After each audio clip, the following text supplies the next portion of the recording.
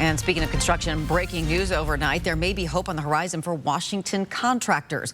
Governor Jay Inslee is expected to announce the return of residential construction, according to a Spokane City Councilman. Our Nikki Torres is live this morning in studio. And Nikki, the governor's expected to make this announcement in a few hours. 11:30, according to Councilman Michael Cathcart. And if the governor makes that call, it'll be huge for local contractors who have been without work, but also for buyers who are waiting on their homes to be finished.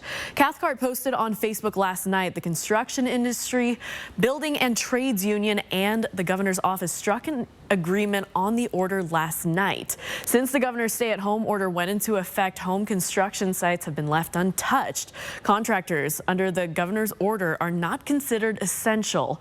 In eastern Washington, there are thousands of people working on these sites, from framers to plumbers and electricians. And over the past few weeks, Spokane County leaders have been writing to the governor asking to consider these workers essential in order to get Spokane's housing industry back up and running.